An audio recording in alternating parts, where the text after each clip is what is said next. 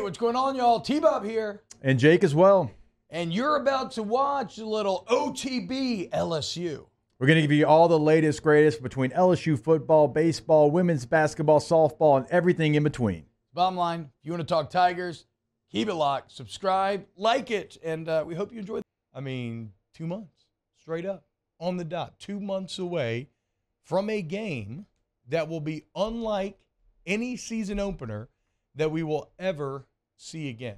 And look, if you removed all context in terms of what it meant going forward, and you just looked at this game itself, it would already be incredible, right? You already have two teams that are going to be among their conference favorites, that are kind of sneaky high playoff odds. Two teams that are going to return quarterbacks you think are probably top 10 in the nation, return a lot of talent on both sides of the ball for both teams. FSU number one in the country in that department. So there's two big brands, another neutral site this time. So there's all these elements that already make it an awesome game. But Jake, the reason why I say this will be unlike anything we'll ever see again, this is the last year of the 14 playoff. Right. And so because of that, this is the final year in which your margin for error will be this thin, right? If you lose this game, you're not eliminated from the playoffs, but you cannot lose another. Like if you lose this game and you still have aspirations to make the playoff, maybe you could squeak your way in 3-loss. We've never seen it before, or 2-loss, excuse me. I'm trying to think we've seen a 2-loss team in the Final Four.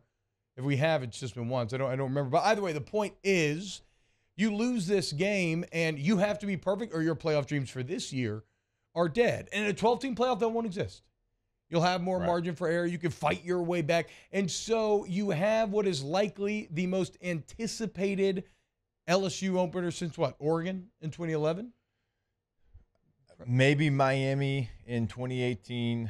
Just because it felt like there was a lot at stake for that game. But as far as playoff and where your season's going to end, you're probably right.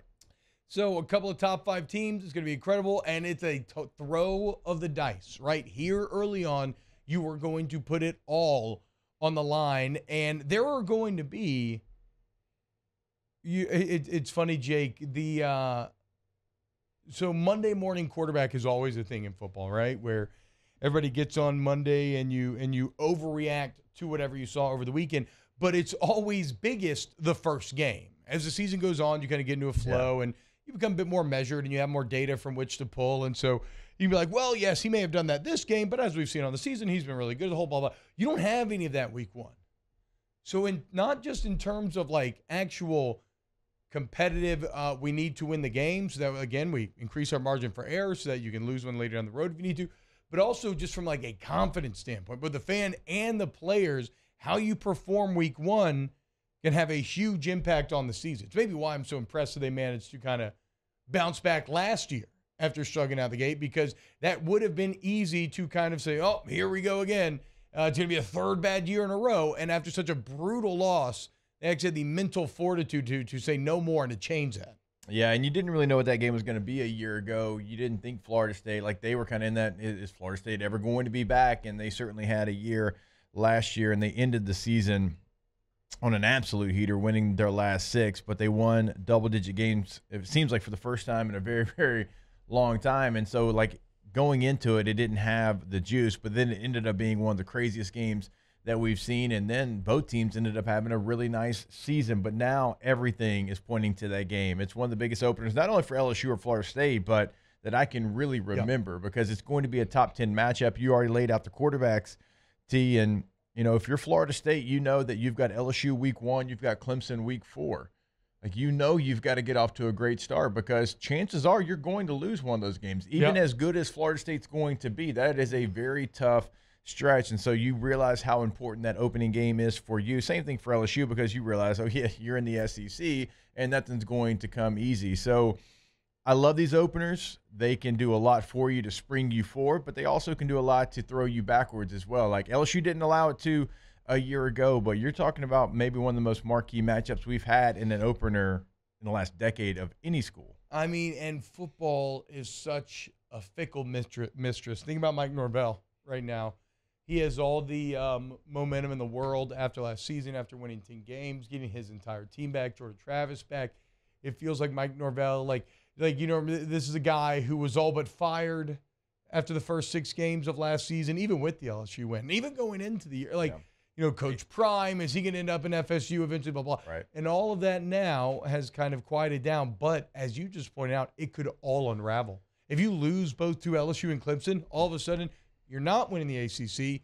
You're not one of the big dogs. Like, you're not an actual top 10 team. You're just a pretty good college program. Maybe you rallied to win 9 or 10 games, but it's not going to mean that much in the end because your fan base has higher expectations. Yeah, and you're the king of Florida as well right now. Florida is down bad. Now, Central Florida has some juice going to the Big 12. Miami's down bad. So you're the unquestioned king of the state, in the state that we know, like, how important it is to be on top, to win recruiting battles, to do all those things if you are where he's at right now. And you've got LSU, and then you've got Southern Miss. I mean, it's not an easy game. You go on the road to Boston College, and then you go on the road to Clemson. So it is like those 2 games in between. Boston College on the road, we don't know what they're going to be, but they've got to get off to a good start. If they're 2-2, they can still roll off because it's Virginia Tech, it's Syracuse, it's Duke, it's Wake, it's Pitt, it's Miami, it's North Alabama, and Florida.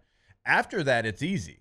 After they get past that point, but 2 losses is going to be too many if they want to achieve what they think this team can achieve. I love that. 2 losses is going to be too many. Or what about like 2 losses is going to be 1 too many? Whatever you want to do it. No, I'm just working. I think it sounds. I think it's because it's true. Especially, like, I think it's rare for anybody. Again, it maybe Chad can confirm whether or not a 2-loss team's ever made the playoff, but it definitely ain't happening out of the ACC.